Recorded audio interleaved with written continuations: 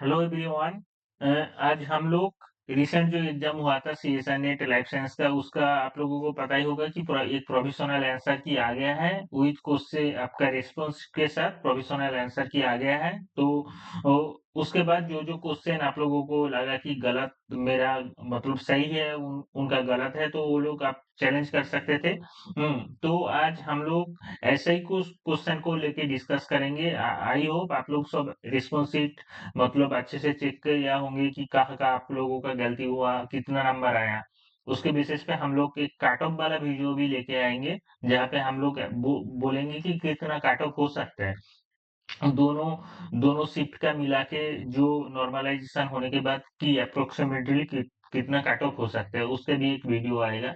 तो आज हम लोग मॉर्निंग शिफ्ट का सॉरी इवनिंग शिफ्ट का कुछ क्वेश्चन पार्ट सी का कुछ क्वेश्चन को डिस्कस करेंगे, जहाँ पे मतलब एनालिटिकल जो क्वेश्चन होते हैं। पार्ट बी का क्वेश्चन ज्यादातर डायरेक्ट रहता है।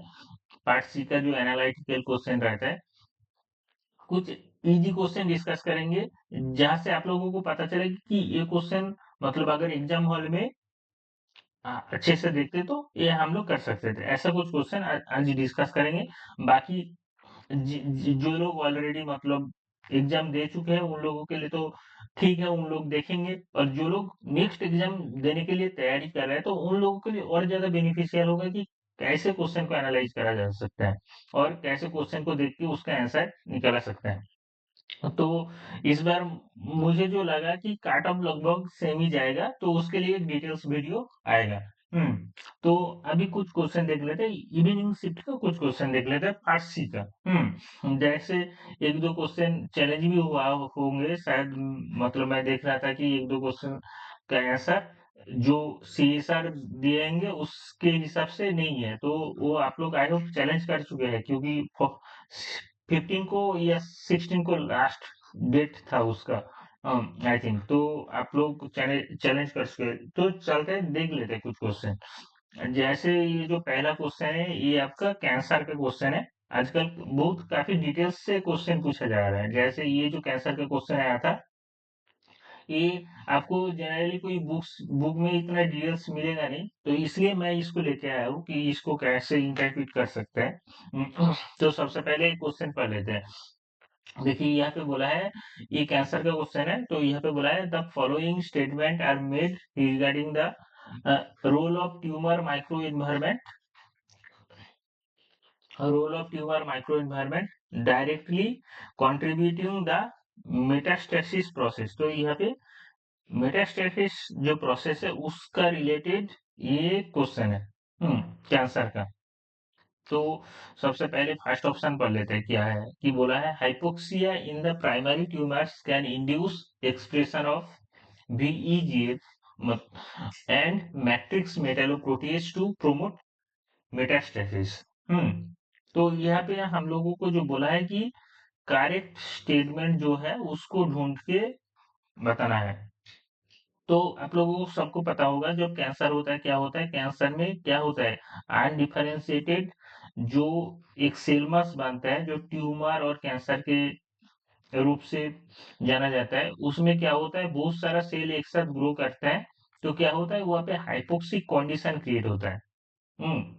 हाइपोक्सिक कंडीशन मतलब O2 लेवल कम हो जाता है, O2 लेवल आपका डिक्रीज होता है, इसको बोलते हैं हाइपोक्सिया कंडीशन। तो उस टाइम क्या होता है, वास्कुलर एंडोथेलियल ग्रोथ फैक्टर क्या होता है, सीक्रेट करता है कैंसर से। और क्या करता है, मैट्रिक्स मेटालोप्रोटीज ये जो क्या करता है मैट्रिक्स को डिग्रेड करते हैं। इन दोनों जो सिक्रेटरी फैक्टर है, एक आपका VEGF और आपका मैट्रिक्स मेटालोप्रोटीज MMP, ये दोनों सिक्रीशन होता है तो एंजियोजेनेसिस होने के लिए ये स्टिमुलेट करता है। तो ये आपका करेक्ट ऑप्शन ऐसे निकालता है। दूसरा ऑप्शन क्या है, tissue associated macrophage always inhibit metastasis through the immune surveillance. देखिए यहाँ पे दो कॉन्सेप्ट आता है। टिश्यू एसोसिएटेड जो मैक्रोफाज होता है, जिसको हम लोग बोलते हैं TAM, ये एक्चुअली आपको कभी बुक में नहीं मिलेगा। ये थोड़ा मतलब रिसेंट जो स्टडी हो रहा है कैंसर का, उसी के रिलेटेड है। ये आपको ऐसे बुक में शायद नहीं मिलेगा, तो मैं आपको इसके रिगार्डिंग कुछ पेपर से रेफरेंस दे दूंगा, जो आप लोग बाद में देख सकते हैं। देखिए, टीएम जो होता है, टिश्यू में जो एसोसिएटेड मैक्रोफेज होता है, वो दो टाइप का होता है, एक एम2 और एक एम1। इनमें से एक आपका इनहिबिट करता है और एक आपका टिश्यू का मेटास्टेसिस को प्रोमोट करता है। तो यहाँ पे जो ऑलवेज वर्ड यूज किया है, इसके लिए ये गलत हो जाता है। ऑलवेज इनहिबिट नहीं होता है। आपका एम2 और एम1 में, एम1 हमेशा प्रो इन्फ्लेमेटरी होता है और एम2 एंटी इन्फ्लेमेटरी होता है। तो यहाँ पे ऑलवेज इनहिबिट नहीं होगा। कुछ मैक्रोफेज जो क्या करता है, जो आपका प्रोमोट करता है, कुछ मैक्रोफेज इनहिबिट करता है।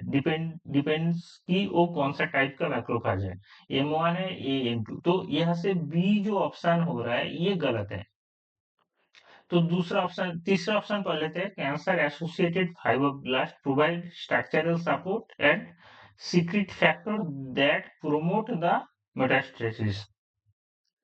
ये भी सेम है, मतलब ये भी सही है।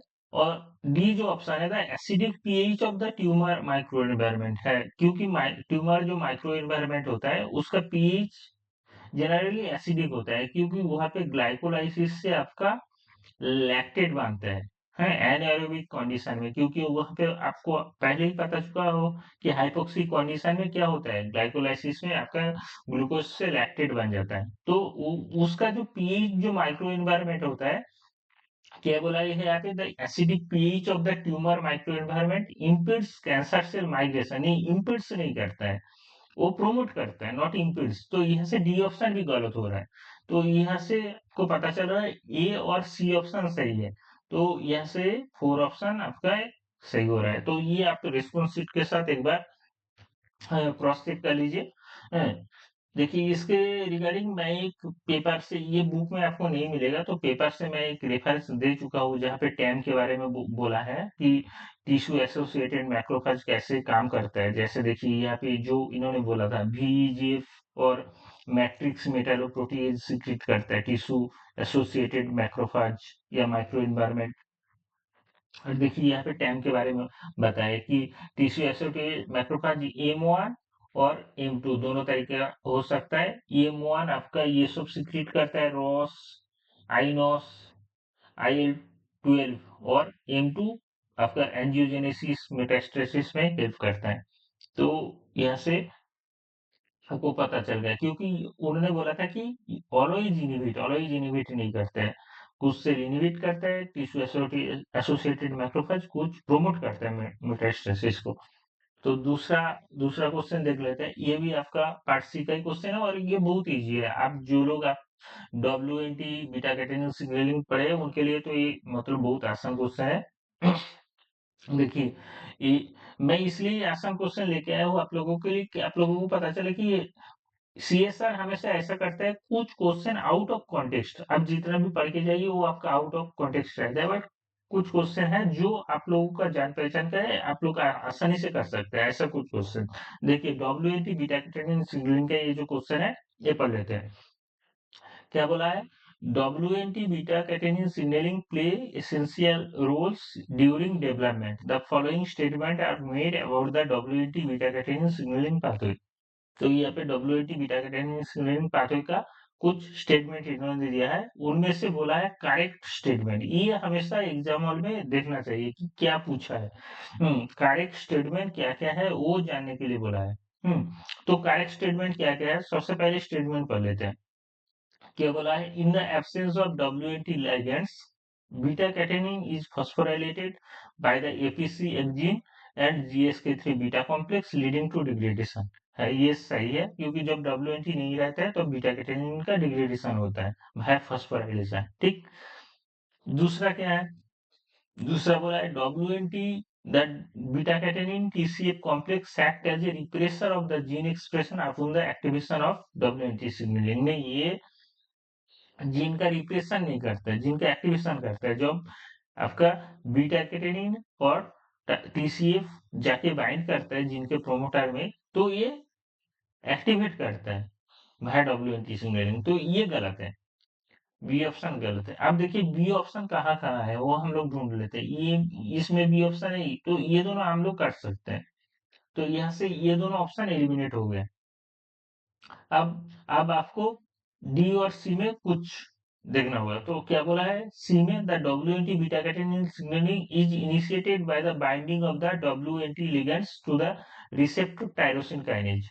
नहीं, रिसेप्टर टायरोसिन काइनेज नहीं। यहाँ पे जो रिसेप्टर काम करता है वो आपका WNT के लिए फिजल रिसेप्टर काम करता है। हाँ, जो आपका आरटीके सिग्नलिंग में नहीं आता है फ्रिजल रिसेप्टर WNT के लिए आपका फ्रिजल रिसेप्टर काम करता है जो। तो यहाँ से सी ऑप्शन गलत है। तो यहाँ से क्या सही होगा डी और ए। तो डी एक बार पढ़ लेते हैं। तो beta catenin is involve in the both cell to cell adhesion and transcriptional evolution, ये एक सही है। तो यहाँ से आपका डी ऑप्शन सही हो रहा है।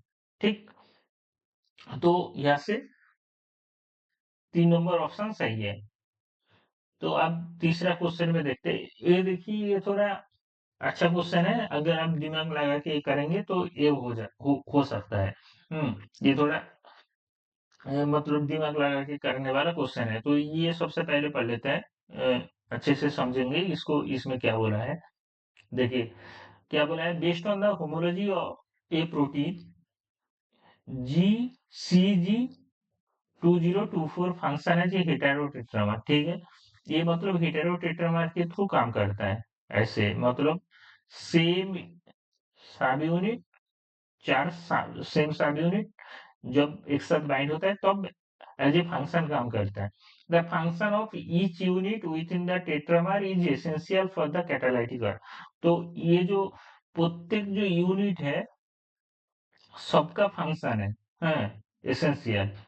ठीक है, सबका एसेंशियल कैटालाइटिक है। तो ये क्या बोला है CG2024 प्रोटीन है 3 डोमेन्स। तो इस जो प्रोटीन है ये अगर प्रोटीन हम लोग मान के चलेंगे इसका 3 डोमेन है। ठीक है, 1 2 3। क्या बोला है, ये अगर डोमेन है इसका क्या है, domain A is essential for tetramerization, tetramerization. ठीक है, टेट्रामर बनने में हेल्प करता है डोमेन ई। और domain B is catalytic activity. जैसे ये जो डोमेन बी है ये कैटालाइटिक एक्टिविटी के लिए काम करता है, कैटालाइटिक एक्टिविटी। और डोमेन सी का कोई एज एज सच कोई फंक्शन नहीं है। बोला है कि domain C does not contribute to the CG2024 function at all. तो डोमेन सी का कोई एज सच फंक्शन है नहीं। अब क्या बोला है, 3 mutation ABC in the ABC domain of CG24। मतलब तो 3 टाइप का म्यूटेशन हो सकता है। एक ए डोमेन के लिए म्यूटेशन हो सकता है, एक बी डोमेन के लिए म्यूटेशन हो सकता है। तो 3 टाइप का जो म्यूटेशन है वो क्या करता है, इसका फंक्शन को आइडेंटिफाई करने के लिए हेल्प करता है। अब क्या बोला है, the A mutation, B mutation disrupts the function of their respective domain। Obviously क्योंकि A और B का ही फंक्शन है। A आपका टेट्रामर बनने के लिए हेल्प करता है, B कैटालाइटिक एक्टिविटी के लिए हेल्प करता है। तो इन दोनों डोमेन का जो म्यूटेशन हो रहा है तो उसका फंक्शनल डिस्ट्रक्शन हो जा रहा है। तो अब बोले हैं कि based on this information which one of the following option is correctly describe the nature of mutation है। तो यहाँ से आपको बोलना बोलना होगा कि ये जो जब म्यूटेशन हो रहा है इसके वजह से जो फंक्शनल लॉस हो रहा है ये कौन सा टाइप का म्यूटेशन है, डोमिनेंट है, रिसेसिव है या एमोर्फिक है। अब देखिए डोमिनेंट में क्या होता है, डोमिनेंट म्यूटेशन में क्या होता है, एक single gene is responsible for the disturb the functional activity है। और रिसेसिव में क्या होता है, in diploid condition 2 gene is required for the disturb the functional activity. ठीक, और एमोर्फिक में कि कोई अगर म्यूटेशन भी हो रहा है तो कोई फंक्शनल एक्टिविटी में कोई इफेक्ट नहीं आ रहा है, इसको बोलते हैं एमोर्फिक। तो आप समझ गए। तो यहाँ से आपको बताना होगा। देखिए आप इसको अगर डिप्लॉयड कंडीशन में मान के चलिए तो यहाँ पे इस प्रोटीन के लिए दो दो क्रोमोसोमल लोकस है। अब देखिए मान के चलिए कोई पर्टिकुलर डोमेन, मतलब कोई एक पर्टिकुलर इस जीन का पर्टिकुलर डोमेन में म्यूटेशन हुआ, मान के चलिए ए में म्यूटेशन हो गया।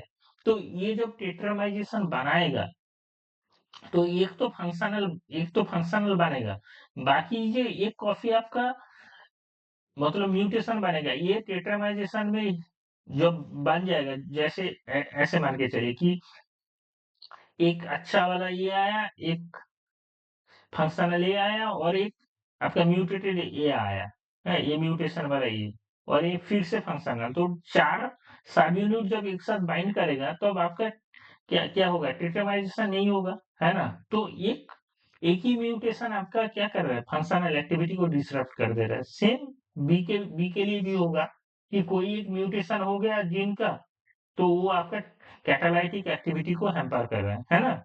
ऐसा नहीं कि 2 जीन का ही रिक्वायरमेंट है, कोई एक जीन का एक सिंगल डोमेन का अगर म्यूटेशन हो रहा है तो वो फंक्शनल एक्टिविटी को रोक दे रहा है। तो इसके लिए दोनों जो म्यूटेशन है ये डोमिनेंट म्यूटेशन होगा, ठीक? तो इसलिए दोनों म्यूटेशन डोमिनेंट होगा, बट सी में कोई आपका फंक्शनल एक्टिविटी है नहीं, तो इसलिए सी आपका एमोर्फिक। तो यहाँ से कौन सा ऑप्शन सही हो रहा है? ऑप्शन 2, ठीक? अब और कुछ क्वेश्चन डिस्कस कर लेते हैं। जैसे देखिए ये वाला क्वेश्चन मैं आप लोगों के साथ डिस्कस करना चाहूंगा, क्योंकि मैं कुछ अम, दूसरे कोचिंग में देखा हूँ कि इस क्वेश्चन को उन्होंने चैलेंज करने के लिए बोला है। तो बाकी मैं मेरा पर्सपेक्टिव बोलूंगा कि ये चैलेंज वाला क्वेश्चन नहीं है, ठीक है? कि उसका सीएसआर का जो आंसर था वो सही है। मैं उस आप लोगों को समझाऊंगा कि क्यों सही है। उसके शायद कोई स्टूडेंट इसको चैलेंज कर चुके होंगे, बट मुझे लगता नहीं कि उन्होंने ये चैलेंज को मतलब एक्सेप्ट करेगा, क्योंकि मुझे मेरे मानना है कि ये क्वेश्चन सही है कहीं ना कहीं, उनका जो आंसर था। तो सबसे पहले देखिए यहाँ पे मॉर्फोजेन का जो कॉन्सेप्ट है, आप लोग अगर डेवलपमेंट बायोलॉजी पढ़ेंगे तो वहाँ पे मॉर्फोजेन का कॉन्सेप्ट आता है। मैं तो डिटेल्स में नहीं बताऊंगा, बट मतलब जो लोग ऑलरेडी कर चुके हैं उन लोगों को हेल्पफुल होगा। बाकी डिटेल्स में मैं और कभी बताऊंगा कि मॉर्फोजेन कैसे काम करता है। बाकी मैं एक ओवरव्यू में आप लोगों को बता देता हूँ। देखिए मॉर्फोजेन क्या होता है। मॉर्फोजेन कोई ट्रांसक्रिप्शन फैक्टर होता है या पैराक्राइन फैक्टर होता है, जो क्या करता है, कॉन्सेंट्रेशन ग्रेडियंट में काम करता है। मतलब एक पर्टिकुलर कॉन्सेंट्रेशन में वो दूसरा सेल टाइप बनाएगा, और एक पर्टिकुलर कॉन्सेंट्रेशन में वो और दूसरा सेल टाइप बनाएगा। अब जब कॉन्सेंट्रेशन बिल्कुल नहीं रहेगा तो अब दूसरा सेल टाइप बनाएगा। मतलब ये मान के चलिए सेल टाइप 1, ठीक है? ये सेल टाइप 1 है, ये 2 है, ये 3 है, ठीक है? तो सेल टाइप 3 बनाने के लिए इसको इतना कॉन्सेंट्रेशन का जरूरत है, और सेल टाइप 2 बनाने के लिए इसको ये वाला कॉन्सेंट्रेशन का जरूरत है। जब पर्टिकुलर इस कॉन्सेंट्रेशन के ऊपर जाएगा तो ये वाला सेल टाइप बनाएगा, ठीक?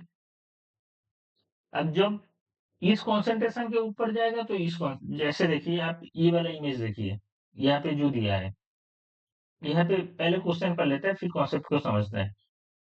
क्या बोला है, the figure below show the gene ABCDFIMN, ठीक है, that are expressed in the cell type.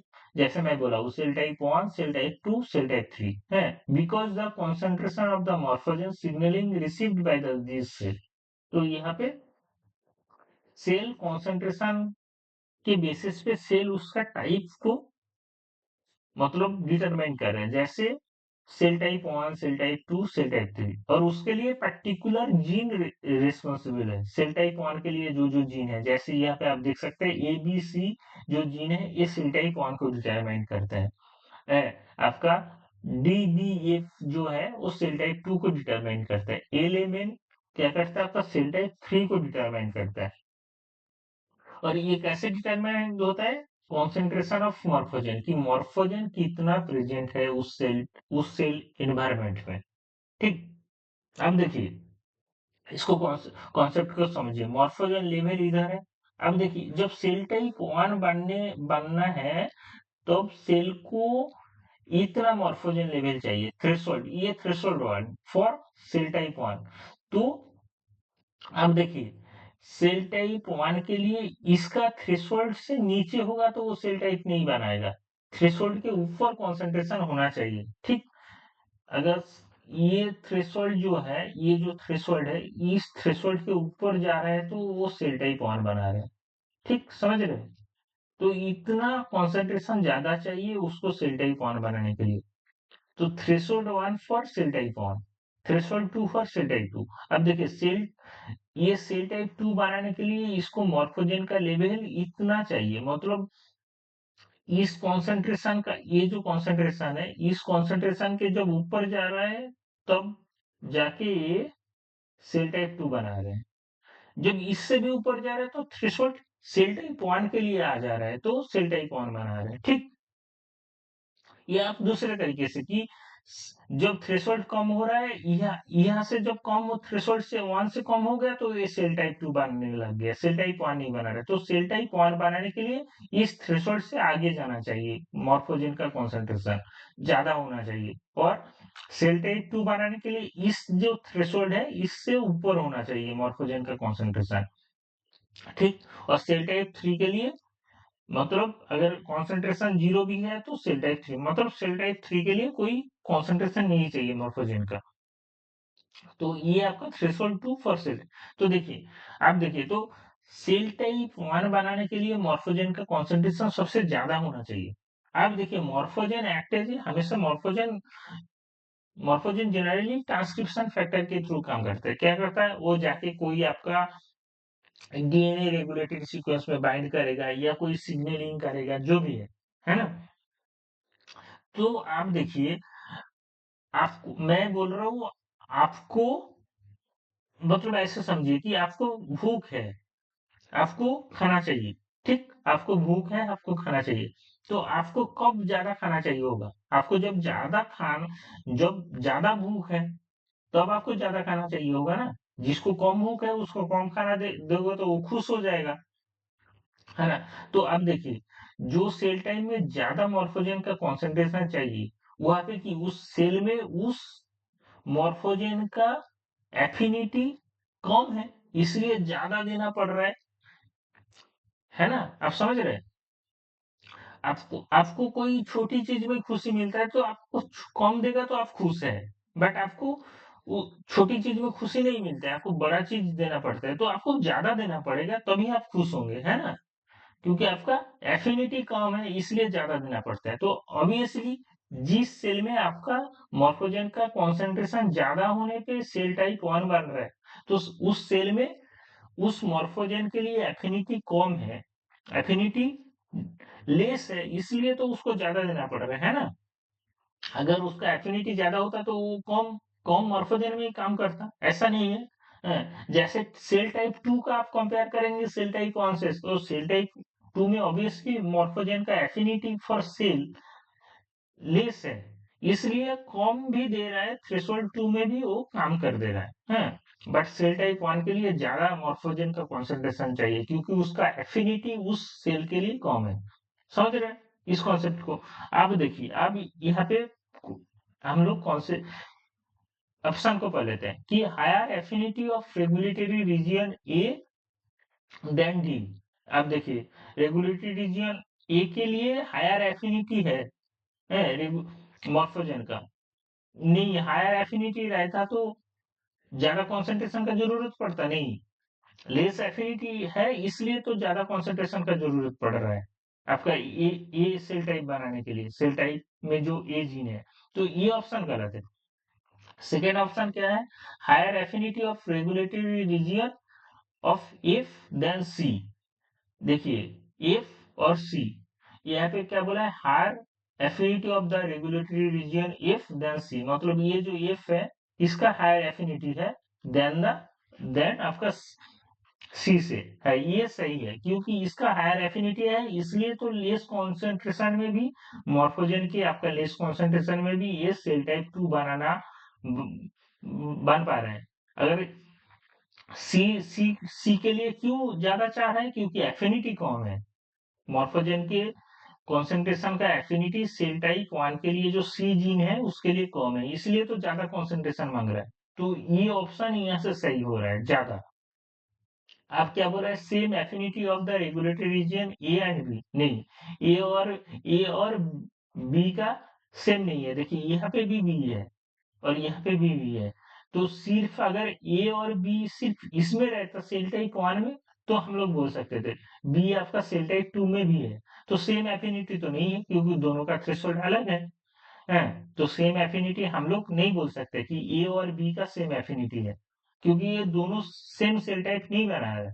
तो ये ऑप्शन गलत है। और फोर्थ है lower affinity of the regulated region M than C. M का लोअर एफिनिटी नहीं है, सी का लोअर एफिनिटी है, इसलिए तो ज्यादा मॉर्फोजेन का लेवल चाहिए होता है। एम का तो एफिनिटी और ज्यादा है, इसलिए इसको कॉम में भी इसको नहीं चाहिए, क्योंकि मॉर्फोजेन का यहाँ पे 0 भी है तो आपका सेल टाइप 3 बना रहे हैं और एम जीन का एक्सप्रेशन हो रहा है, तो यहाँ से ये ऑप्शन भी गलत हो रहा है। तो ये इस हिसाब से जो आंसर बनता है ये आपका 2। ठीक। आई होप ये क्वेश्चन का आंसर आप लोगों को समझ आया होंगे। तो मैं और कुछ क्वेश्चन डिस्कस कर लेता हूँ। जैसे ये वाला क्वेश्चन देखिए, ये बहुत इजी क्वेश्चन है। इसके रिगार्डिंग मैं एक आपको रेफरेंस भी दे दिया, ये मैं पेपर से उठाया था। तो ये देखिए, ये डिस्कस कर देते हैं। In experiment while screening of the loss of function mutation, मतलब लॉस ऑफ फंक्शन म्यूटेशन जो हो गया, लॉस ऑफ फंक्शन म्यूटेशन मतलब फंक्शन उसका डिक्रीज हो गया या फंक्शन उसका लॉस हुआ है। दो टाइप का म्यूटेशन होता है, एक लॉस ऑफ फंक्शन या either gain of function. Gain of function में क्या होता है, ज्यादा काम करता है। A student found a mutation in the gene including caspase 9। Caspase 9 का काम क्या है, अपोप्टोसिस में हेल्प करना। In the intrinsic pathway of apoptosis the following are the possible consequence for this mutant cell.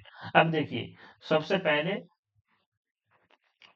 Option पर लेते हैं कि loss of mitochondrial membrane potential uh release of the cytochrome cell. बोला है कैस्पेस 9 का अगर म्यूटेशन हो जाएगा तो क्या क्या पॉसिबिलिटी हो सकता है।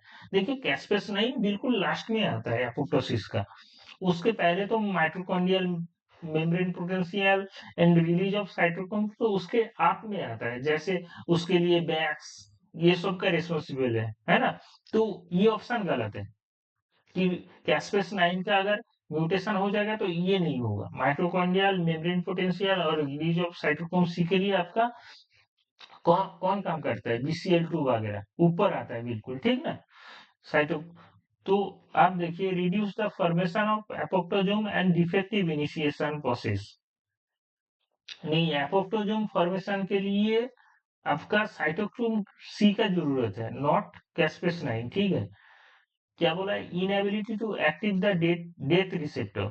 नहीं, डेथ रिसेप्टर तो आपका इंट्रिंसिक पाथवे में आता नहीं है और डेथ रिसेप्टर ऊपर में काम करता है, देखिए। ठीक।